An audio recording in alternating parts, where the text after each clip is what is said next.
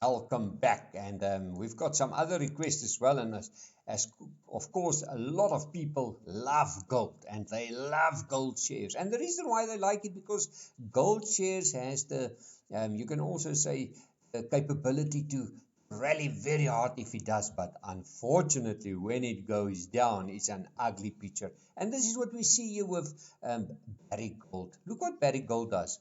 If it goes from, let's say, $29, it can fall in a matter of a few weeks all the way down to $18. Now, look what happened before. If it rallies again, it goes from $15 to $28 in a couple of weeks. So, but on the other hand, there's a lot of people that like to trade gold.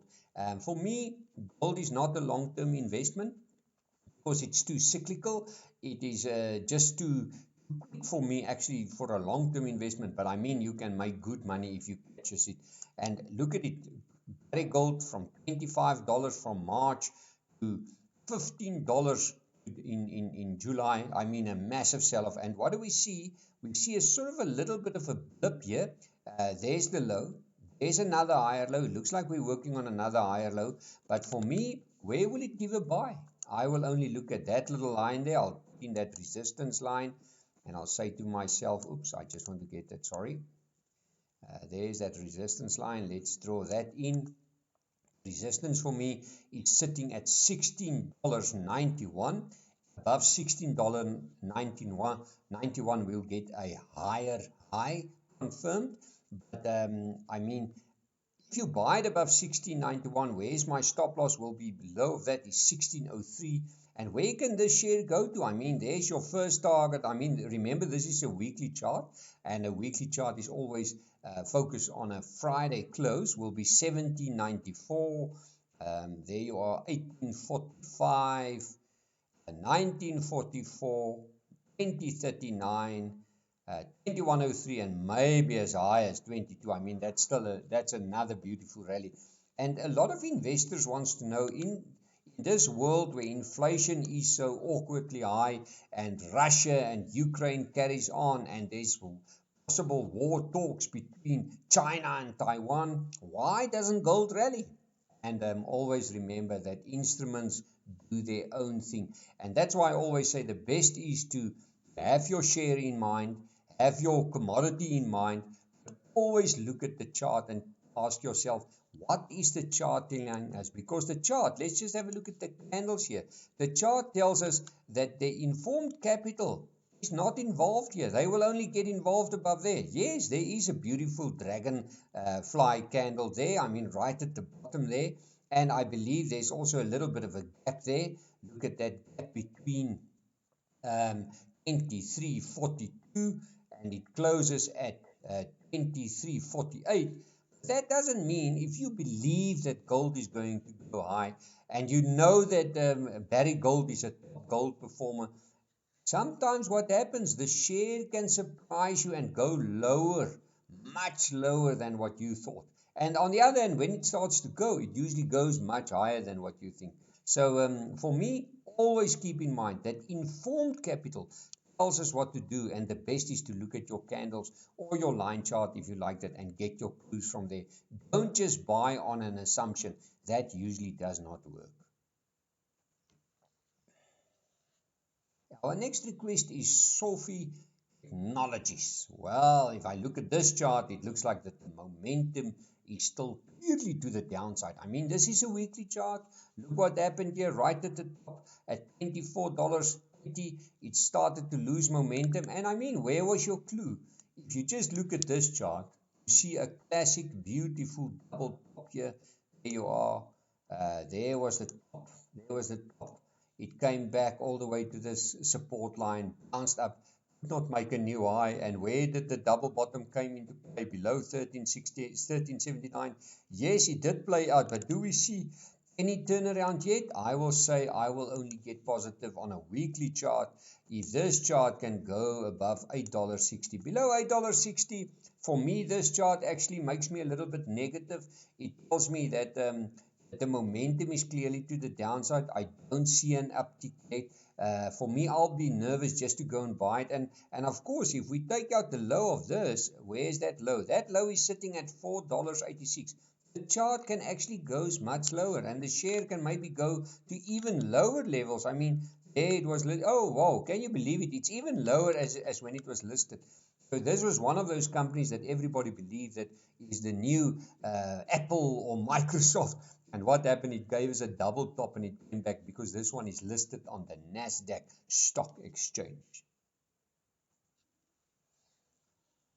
We got a request from Snowflake, and I think it was Lebo that asked me, and he's keen on buying the company. Well, Lebo, you're quite good up because you looked at the share. I mean, it comes back from well above $400. Can you believe that? It dropped from November 21, it's almost a year now, straight down to $108. I mean, that's a massive fall. And now it's starting to turn around, and it looks like it's giving us some higher lows here. Well, for me, I will wait for this little place there. There's my clue. I will wait for this resistance line to turn into a support because resistance line tells you that the momentum is still to the downside. Yes, we've got a low. We've got a higher low. Maybe working on another higher low, but we need to get above this resistance line to give us some new momentum to the upside.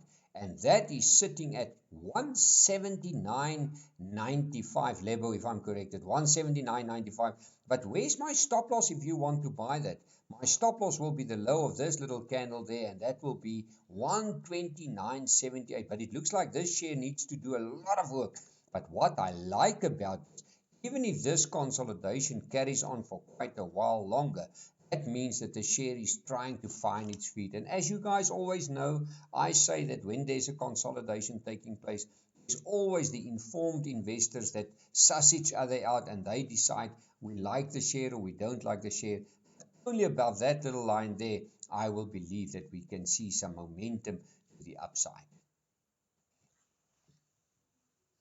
Well, let's look at Reinet. Reinet is a local, it's listed on the local stock exchange, but they've got huge investments in Europe. For me, I mean, the share sold off from about 349.54 all the way down to about 264, but it's trying to find its feet now. We can almost say it's a symmetrical triangle that's starting to develop here. There you are. I just want to draw in that line. We're testing that support line at the moment, and let's draw that line in there. There you can see we're on the brink of deciding if this support line is going to turn into a support or remain a support, or if it's going to break down. For me personally, I would love this little resistance line to turn into a support, and that will only be above 295.70. And this is now the same thing. The company is doing well. It's a wonderful company. They've got good management. They've got some niche markets. They've got plenty of cash. But this symmetrical triangle tells you that only above that line, we can see the momentum going up. And that's always the classic mistake that investors do. And that's it.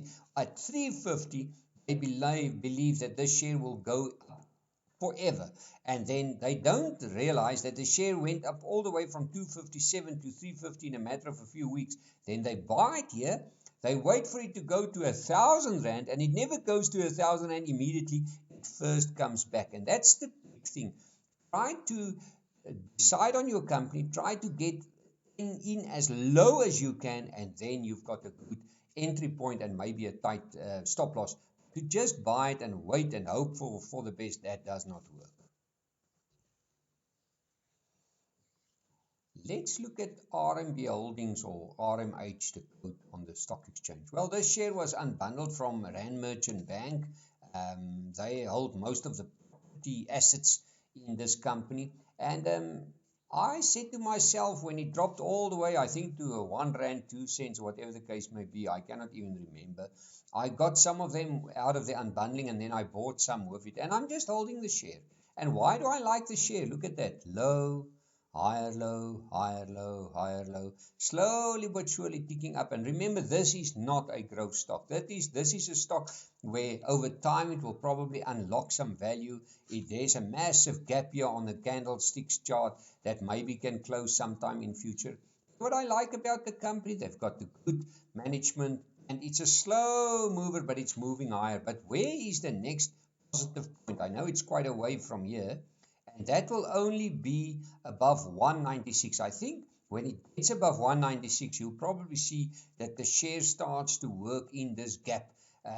This gap, let's see if we can quickly get it for you guys. Where is the gap? It will probably be available on the daily chart. Let's see. There you are. I just want to get it. There you are. There you can see this massive gap. There you are. There's this gap. I just want to close that one there. And that gap only closes at 188. And it's slowly but surely, but only above that 177, it will get there on a daily chart working into the gap. So for me, this is a long-term play, because somebody asked me the other day, Frans, do you have the share as a long-term investment? I said, yes, I've got it in the long term. But remember, I haven't got millions of these shares. I just like the chart. I like the movement of the chart. I like the company. I think it's a slow mover. You get many slow movers in the stock exchange, and sometimes when you see these ugly sell-offs, I can mention a few of them: Remgro, Reinet, Standard Bank, Tiger Brands, Richmond. There's many of those companies that when you really get some ugly sell-offs like we got in COVID or so, and if you are brave enough then to buy them, they are getting you a nice small relief to the top. And for me, I think sometimes it's worth waiting for that. But of course, there's always many opportunities. And for me, once again, I'm a little bit nervous on the markets, because all the markets are still below its 200-day moving average. It has not turned that into a positive. And for me, while it's below that, it's negative. Well, visit our website, www.fransklerk.com, for more info, and we'll chat again.